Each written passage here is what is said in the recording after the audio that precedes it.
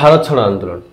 তারপরে কি হচ্ছে দেখো, লাহোর প্রস্তাব হলো, তারপর 1940 সালের পর 42 সালে ভারত ছাড়ো আন্দোলন। এটা ভারতের সর্বাত্মক আন্দোলন, সব থেকে বৃহৎ স্বাধীনতা আন্দোলনের সব থেকে বৃহৎ আন্দোলন এইটা।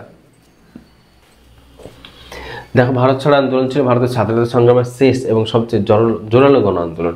এটি 1942 সালের 8ই আগস্ট ভারতীয় জাতীয় কংগ্রেসের আহ্বানে শুরু হয় এবং ব্রিটিশ সরকারকে ভারতের তাদের শাসনের অবসান ঘটানোর জন্য চূড়ান্ত চাপে ফেলে। এবং টাইটেল দেখো, ডু অর ডাই, করো বা মরো, করেঙ্গে ইয়া মারেঙ্গে, এটা গান্ধীজি বলে, করেঙ্গে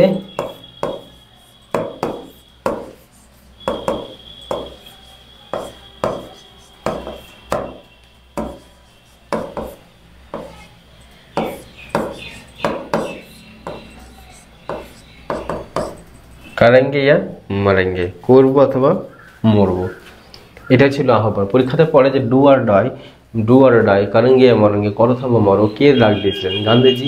কোন আন্দোলনের সময় ডাক দিয়েছিলেন? ভারত ছাড়ো আন্দোলনের সময়। মূলত এটা আমি আরো বিস্তারিত যখন বলছি দেখো বুঝতে পারবে। দ্বিতীয় বিশ্বযুদ্ধ ভারতের অবস্থান 1939 সালে দ্বিতীয় বিশ্বযুদ্ধ শুরু হলে ব্রিটিশ সরকার ভারতের সম্মতি ছাড়াই ভারতকে যুদ্ধের অংশ হিসেবে ঘোষণা করে। যেহেতু এটা ব্রিটিশ ভারত, তাহলে ভারতের সম্মতি বা ভারতের জনগণ বা ভারতের নেতাদের সম্মতি ছাড়াই কিন্তু ভারতের যুদ্ধের অংশ, অর্থাৎ ব্রিটিশের অংশ হিসেবে কিন্তু ঘোষণা করছে। কংগ্রেস এতে তীব্র আপত্তি জানায় এবং 1939 সালের শেষে তারা ব্রিটিশ সরকারের প্রতি অসহযোগিতা শুরু করলো। তারপরে দেখো কি হচ্ছে, ক্রিপস মিশনের ব্যর্থতা। ক্রিপস মিশনে এসেছিল স্ট্যাফোর্ড ক্রিপস, 1942 সালে ব্যর্থ হয়ে ফিরে চলে যাচ্ছে। এই 1942 সালে একটা সময় চীনের প্রধানমন্ত্রীও ভারতে এসেছিলেন এবং তিনি কলকাতাতেও এসেছিলেন ব্রিটিশের সঙ্গে বিভিন্ন আলোচনার জন্য এবং ভারতের স্বাধীনতা নিয়ে বিভিন্ন কথা আলোচনার জন্য। এবং তিনি একটা মন্তব্য করেছিলেন চীনে ফিরে গিয়ে যে ভারতকে আর ইংরেজদের পক্ষে শাসন করা সম্ভব নয়, ভারতকে তারা স্বাধীনতা দিতেই হবে। এই ঘোষণাটা তিনি কিন্তু চীনে গিয়ে করেছিলেন। ব্রিটিশ সরকার যুদ্ধের সময় ভারতের সমর্থন পেতে স্যার স্ট্যাফোর্ড ক্রিপসকে ভারতে পাঠায়। তিনি প্রস্তাব দেন যে যুদ্ধের পর ভারতকে আত্মনিয়ন্ত্রিত শাসন দেওয়া হবে, তবে স্বাধীনতা নয়। কংগ্রেস এই প্রস্তাব প্রত্যাখ্যান করে এবং আরও কঠোর আন্দোলনের সিদ্ধান্ত নেয়।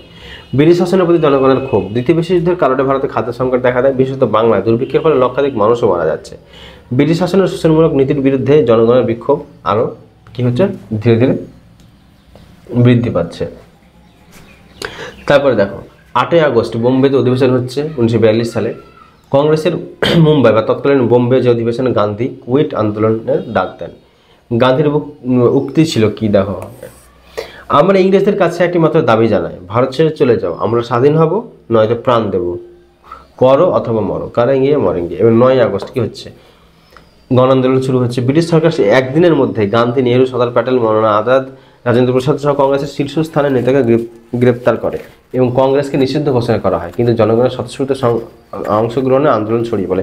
এইখানেই আন্দোলনের মেন বিজয় স্তম্ভ এইখানে ঘটে গেছিল। দেখো, এই যখন ওই প্রস্তাবটা পাস হচ্ছে বা ওই অধিবেশনটা হচ্ছে, তো রাত্রেবেলাতে কি করছে, রাত্রেবেলাতে গিয়ে কংগ্রেসের যত শীর্ষস্থানীয় নেতা বলতে দেখো কারা কারা কংগ্রেসের কাকে গ্রেপ্তার করেছে, কেন্দ্রীয় নেতা, অর্থাৎ নামগুলো কেন্দ্রীয় নেতাদের আমি দিয়েছি, নেহেরু, প্যাটেল, গান্ধীজি, মৌলানা আজাদ, রাজেন্দ্র প্রসাদ শীর্ষস্থান। তারপর রাজ্যের যারা রাজ্য কমিটির যারা প্রধান ছিল, রাজ্য কমিটিতে যারা ছিল তাদেরকে গ্রেপ্তার করেছে। তারপরে জেলা ধরেছে, জেলা কমিটি যারা ছিল জেলা কমিটিকে গ্রেপ্তার করেছে। তারপরে ব্লক কমিটিতে যারা নেতা ছিল তাদেরকে গ্রেপ্তার করেছে। অর্থাৎ যত কমিটি হয়, যত রকম ক্ষুদ্র থেকে ক্ষুদ্র সবাইকে মানে গ্রেপ্তার করেছে। এবং মনে করা হয় যে এই কংগ্রেসের তখন সক্রিয় 1 লক্ষ নেতাকে গ্রেপ্তার করেছিল এক রাত্রে, 1 লক্ষ নেতাকে। কারণ কি দেখো, কেন্দ্রের এতগুলো আছে, রাজ্যের আছে এতগুলো রাজ্য, এতগুলো জেলা, এতগুলো ব্লক কমিটি, সমস্ত জায়গা থেকে তুললে নেতা যদি তোলা হয় 5টা 6টা 5টা 6টা 7টা 8টা 9টা 10টা করে, অটোমেটিক লক্ষাধিক পার হয়ে যাবে। তো লক্ষাধিক নেতাকে কিন্তু ক্ষুদ্র থেকে ছোট বড় সমস্ত নেতাকে গ্রেপ্তার করে নিয়েছিল। এই খবরটা কিন্তু তারপরে কি হয়ে গেল, সংবাদপত্রে প্রকাশ পায় যে নেহেরু, গান্ধীজি, প্যাটেল এবং সমস্ত জেলা রাজ্য কমিটি সবাইকে গ্রেপ্তার করেছে। তারপরে আন্দোলনটা আরও সর্বাত্মক হয় যে ঠিক আছে, আমাদের কোনো নেতা নেই, আমাদের কোনো নেতা দরকার নেই, আমরা নিজেরাই আন্দোলন করব। অরুণা আসফ আলীকে গ্রেপ্তার করা হয়নি, অরুণা আসফ আলী গ্রেপ্তার করেনি। অরুণা আসফ আলী তখন মুম্বাইয়ের আজাদ ময়দানে এক নেতৃত্ব দিয়েছিল, আন্দোলন করেছিল। ওই আজাদ ময়দানটা সিএসটি স্টেশনের কাছেই ওখানে একটা ক্লাব আছে, ওই ক্রিকেট ক্লাব আছে ওই ময়দানে। তো যাই হোক, ওখানে উনি আন্দোলনের নেতৃত্ব দিয়েছিলেন। আর বিভিন্ন জায়গায় বিভিন্ন জন সাধারণ মানুষ স্বতঃস্ফূর্তভাবে রাস্তায় নেমে আন্দোলন করেছিল, যাতে আমাদের কোনো নেতা দরকার নেই, আমরা নিজেরাই আন্দোলন করব। এইভাবে আন্দোলনটা কিন্তু সফল হয়। সর্বাত্মক হরতাল ও বিক্ষোভ। ভারত জুড়ে শ্রমিক, কৃষক, সাধারণ মানুষ ব্রিটিশ শাসনের বিরুদ্ধে ব্যাপক বিক্ষোভ করে। সরকারি ভবন, রেললাইন, ডাকঘর, টেলিগ্রাফ অফিসে হামলা চালানো হয়। সাম্রাজ্যবাদের বিরুদ্ধে সরাসরি প্রতিরোধ। উত্তরপ্রদেশ, বিহার, মহারাষ্ট্র, বেঙ্গল ও দক্ষিণ ভারতের গ্রামাঞ্চলে স্বাধীন প্রশাসন গঠনের চেষ্টা করা হয়। তমলুক, সাতারা, বালিয়া প্রভৃতি স্থান ব্রিটিশ শাসন ভেঙে ফেলা হয় এবং স্বতন্ত্র সরকার গঠন করা হয়। তমলুকে মানে আমাদের যেটা বর্তমানে যেটা তমলুক মানে তাম্রলিপ্ত, বর্তমানে তমলুক পূর্ব মেদিনীপুরের সদর শহর, ওখানেও কিন্তু স্বাধীন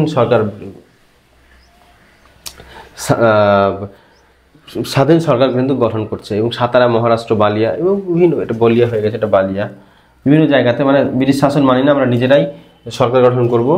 অজয় ঘোষ, সতীশচন্দ্র সামন্ত, বীরেন শাসমল প্রভৃতি নেতা ছিলেন এই মানে তমলুকের স্বতন্ত্র সরকারের প্রধান মানে নেতৃস্থানীয়।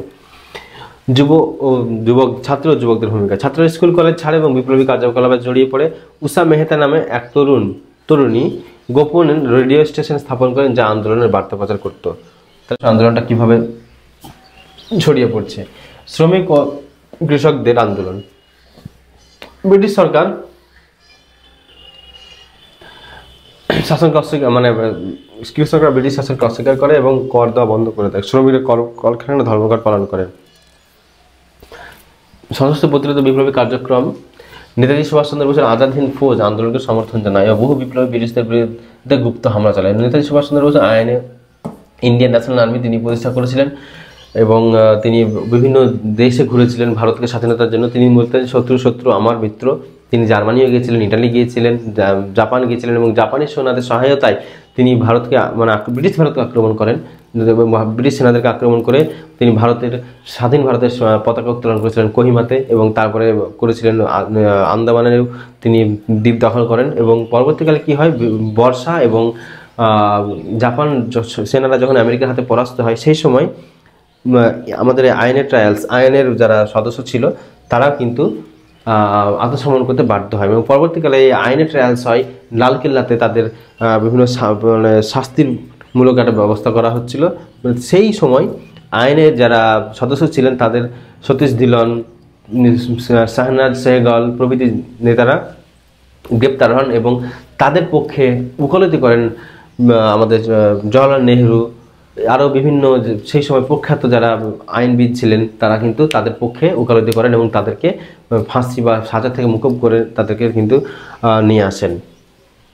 এবং তার পরবর্তীতে যখন ইন্ডিয়ান ন্যাশনাল আর্মির সদস্যরা যখন ব্রিটিশদের হাতে আত্মসমর্পণ করেন, সেই সময় মানে শোনা যায়, মানে একটা গুজব হতে পারে বা প্রামাণ্য বিষয় হয়তো নয়, কিন্তু এর মনে করা হয় যে আমাদের প্রিয় নেতাজি তাইওয়ানে একটা বিমান হামলায় মানে বিমান দুর্ঘটনায় মারা যান, কিন্তু তার সত্যতা সম্পর্কে কিন্তু যথেষ্ট সংশয় আছে। দেখো, ব্রিটিশ সরকার দমননীতি। সরকার গ্রেপ্তার করে গণগ্রেপ্তার, দেখো 9,000+ আন্দোলনকারী গ্রেপ্তার হয় এবং 1 লাখ তো ওই কংগ্রেসের কর্মীদেরকে গ্রেপ্তার করেছিল। 10,000 মানুষ পুলিশের গুলিতে নিহত হন এবং তারও বেশি বলে মনে করা হয়। বহু গ্রাম ধ্বংস করা হয় এবং আন্দোলনকারীদের উপরে অকথ্য অত্যাচার কিন্তু করা হচ্ছে। বিমান ও সেনাবাহিনীর ব্যবহার। ব্রিটিশ সরকার পুলিশের পাশাপাশি সেনাবাহিনী বিমান ব্যবহার করে বোমাবর্ষণ ও দমনমূলক কংগ্রেস মানে অভিযান চালায়। কংগ্রেস নেতাদের দীর্ঘ কারাবাস। গান্ধীকে পুনেতে আগা খান প্রাসাদে বন্দী রাখা হয়, যেখানে 1944 সালে তার স্ত্রী কস্তুরবা গান্ধী কিন্তু মারা যান। 1944 সালে তার স্ত্রী কস্তুরবা গান্ধী মারা যাচ্ছেন। ব্রিটিশ সরকার বুঝতে পারে ভারতকে দমন করা সম্ভব নয়, এটা ছিল ভারতের স্বাধীনতার পথের শেষ বড় পদক্ষেপ। ভারতের জনগণ বিশেষত যুব সমাজ স্বাধীনতার চূড়ান্ত লড়াই কিন্তু দৃঢ় প্রতিজ্ঞ হয়, করতেই হবে, আমাদেরকে স্বাধীনতা নিতেই হবে। দেখো এখানে আইনি অর্থনীতি, যেটা তোমাদেরকে আমি একটু বললাম। নেতাজি সুভাষচন্দ্র বোস আজাদ হিন্দ ফৌজ এই সময় আরও সক্রিয় হয়ে ওঠে। তারা বার্মা সীমান্ত হয়ে ব্রিটিশদের বিরুদ্ধে লড়াই করে। নৌ বিদ্রোহ এক খুব গুরুত্বপূর্ণ একটা জিনিস। 1946 সালে ব্রিটিশ শাসনের বিরুদ্ধে নৌসেনাদের বিপ্লব হয়েছিল। এটা রয়্যাল ইন্ডিয়ান নেভি মিউটিনিও বলছে বা এটাকে বোম্বে নৌ বিদ্রোহ মানে বলা হয়। 1946 সালের 18 ফেব্রুয়ারি শুরু হওয়া ভারতের সেনাদের এক ঐতিহাসিক বিদ্রোহ, যা ব্রিটিশ শাসনের বিরুদ্ধে এক বিস্ফোরক আন্দোলনে পরিণত হয়। এর ব্রিটিশ ভারতের সেনাবাহিনীর অন্যতম বড় বিদ্রোহ, যা স্বাধীনতার প্রক্রিয়াকে আমাদের ত্বরান্বিত করেছে।